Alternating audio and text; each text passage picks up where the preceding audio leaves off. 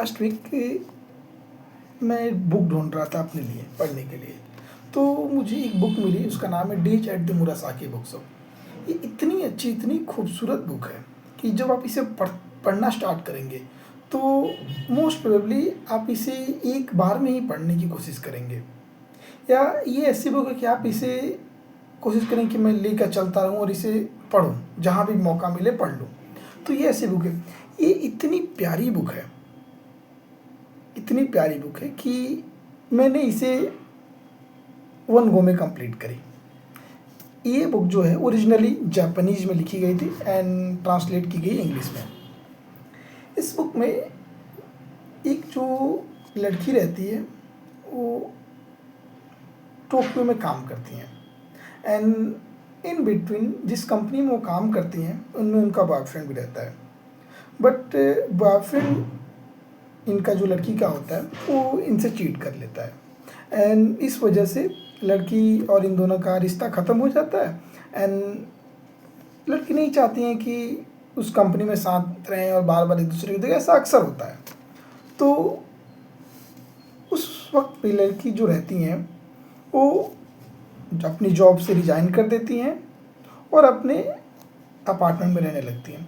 जब ये अपने अपार्टमेंट में रहती हैं तो ऐसा ये होता है कि ये लगता है कहीं खोई खोई है, इन्हें ये नहीं समझ में आता है कि क्या करना चाहिए, कैसे लाइफ जीनी चाहिए, अब क्या करना चाहिए आगे, जहाँ की इनकी अब जॉब नहीं है और उस शहर में इनके कोई दोस्त नहीं है, एक इनके जो कि बॉयफ्रेंड जो थे पहले वो, इसके अलावा कोई नहीं है। तो अब ये क्या करें? तो इनकी बात अपनी माँ से होती है, तो इसी बीच में वो बताती हैं इनके अंकल के बारे में। तो इनकी अंकल से बात होती है और अंकल इन्हें कहते हैं कि आप आ सकते हो, जो कि इनके अंकल की एक बुक शॉप होती है जो कि लड़की के दादाजी की रहती है, जो अंकल अब ऑपरेट करते हैं इनके। तो ये अंकल का जब प्रपोजल आता है कि आप आ जाएं यहाँ पर, आप रेंट फ्री रह सकती हैं हमारे साथ में। रेंट फ्री हो गया तो इनके जो अलग खर्चे वो नहीं देने पड़ेंगे, ऐसा ही। बट जो इसमें जो प्रोटैगनिस्ट है, जो लड़की हैं, उनका ये रहता है कि इनको अपने अंकल ऐसे लगते हैं कि ये बड़ी वियर्ड टाइप के हैं, इनकन्वीनियंस टाइप के, कि आम लोगों जैसे नहीं हैं, अलग तरीके से सोचना, अलग तरीके से रहना। और बचपन में इनके अंकल का और इनका बड़ा अच्छा संबंध रहता है। तो इसी बीच ये मान जाती हैं और जाती हैं वहाँ पे। जब वहाँ जाती हैं तो अंकल से मुलाकात होती है और अंकल के उसी कमरे में रहती है जहाँ पर उनकी अंकल की सारी किताबें रहती है दुकान की, जो कि इनकी सेकेंड हैंड बुक शॉप होता है। अब क्या होता है कि ये तो अंकल को पसंद नहीं करती हैं, बट रहना तो होता है, तो ये रहने लगती है वहाँ पे। धीरे धीरे इनका और अंकल का संबंध समझ में आने लगता है। तो जब ये वहाँ रहती हैं तो इनको भी पढ़ने का शौक़ लगता है, ये भी पढ़ने लगती हैं। तो ये देखा जाए तो लाइफ कैसे अनएक्सपेक्टेड टर्न लेता है, हमें नहीं पता रहता है कहाँ पर किस तरीके से किस डायरेक्शन में जाएंगे।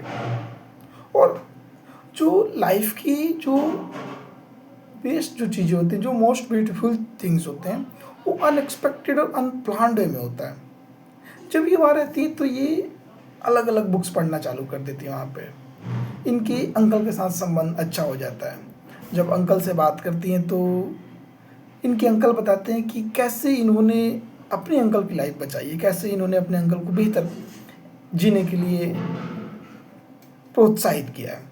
तो इस तरीके से देखा जाए तो जो प्रोटैगनिस्ट जो फीमेल हैं और उनके अंकल की एक अच्छा संबंध हो जाता है, जो कि अगर देखा जाए तो जो फीमेल हैं और जो प्रोटैगनिस्ट जो अंकल हैं इनके, इन दोनों का संबंध कोई खास नहीं था, फिर भी मजबूरी थी तो रहना पड़ा इन्हें। अब इसके बाद क्या होता है कि ये एक दूसरे की मदद करने लगे, एक दूसरे का संबंध अच्छा हो जाता है। फिर इसी तरीके से ये जो लड़की होती हैं फिर लाइफ को अपना एक्सप्लोर करना चालू कर देती हैं।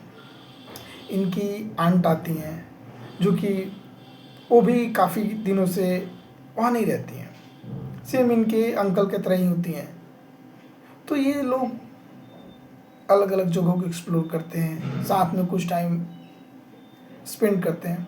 तो इस तरीके से ये बुक है। तो लाइफ की जो थिंग्स होते हैं, जो बेस्ट चीज़ें होती हैं, अनएक्सपेक्टेड और अनप्लान्ड वे में होती हैं, एंड वही लाइफ की ब्यूटी है। The best thing about the life is that कि ये हर वक्त पर, हर सिचुएशन में हमें मौका देता है कि हम अपने इसको बेस्ट तरीके से जी सकें।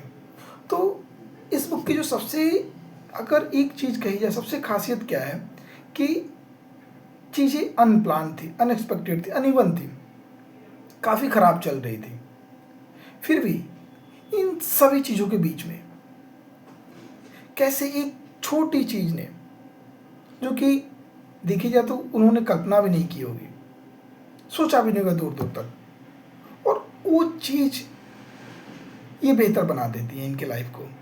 इसके बाद भी जो जिस इंसान को वो पसंद नहीं करती हैं, उन इंसान के साथ इनकी अच्छी संबंध हो जाती हैं। जो इनके जिस लड़की के साथ ब्रेकअप होती है उसके साथ ये कन्फ्रंट भी करते हैं, बाकी कोई नहीं करता इनके साथ, बट ये करते हैं, इनके अंकल करते हैं, जो अंकल को ये हिट करती थी। बट ये देखिए लाइफ की ब्यूटी यही है कि जिनको हम हिट कर रहे थे वो सबसे हमारे करीबी, सबसे पसंदीदा इंसान बन गए। जिस आंट को ये अपनी हिट करती हैं कि अपने अंकल को छोड़कर चली गई, जब उनसे मिलती हैं, जब उनसे बातें करती हैं, जब दोनों साथ में ट्रैवल करने जाते हैं, एक दूसरे की कहानी को समझते हैं, तो ये अपने आंट से भी उतना ही प्रेम करने लगी जितना अपने अंकल से करने लगती हैं। तो लाइफ की ब्यूटी यही है, सारी अनएक्सपेक्टेड है। जितनी भी हम प्लान कर ले, जितनी भी सारी चीज़ें सोच के चले, वो सारी की सारी बहुत वक्त पे और अच्छी चीज़ों पे धरी की धरी रह जाती है, और कहीं नहीं कहीं उससे बेहतर हमें मिल जाती है।